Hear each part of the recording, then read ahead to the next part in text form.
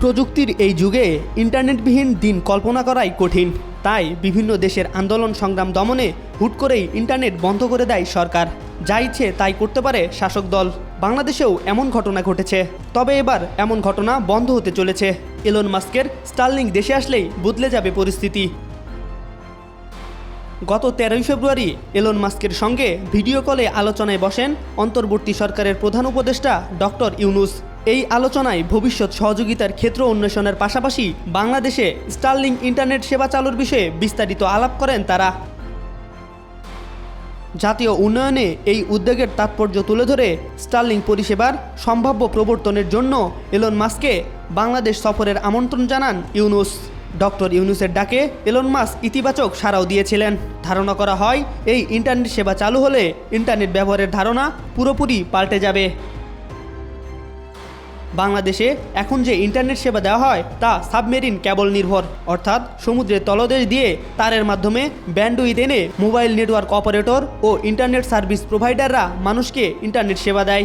আর Starlink internet সেবা দেয় satellite বা কৃত্রিম উপগ্রহের মাধ্যমে।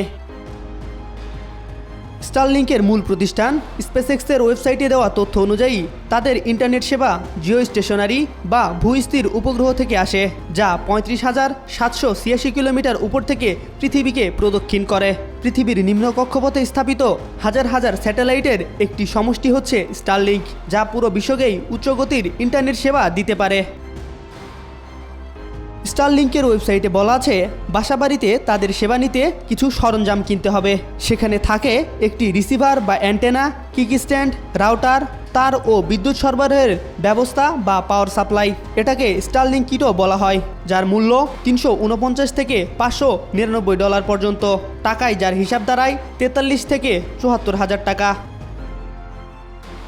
আবাসিক গ্রাহকদের জন্য স্টারলিংকের মাসিক সর্বনিম্ন ফি $120, যা প্রায় 15,000 টাকা। তবে কর্পোরেট গ্রাহকদের জন্য স্টারলিংক কিটের দাম ও মাসিক ফি দ্বিগুণেরও বেশি। তবে দেশভেদে দামে ভিন্নতা রয়েছে।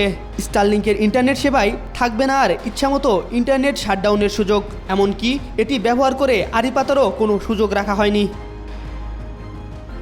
অন্তর্বর্তী সরকারের প্রধান উপদেষ্টার প্রেস সচিব শফিকুল আলম জানিয়েছেন, ইন্টারনেট শাটডাউন চিরতরে বন্ধ করার জন্য বাংলাদেশে স্টারলিংককে আনা হচ্ছে।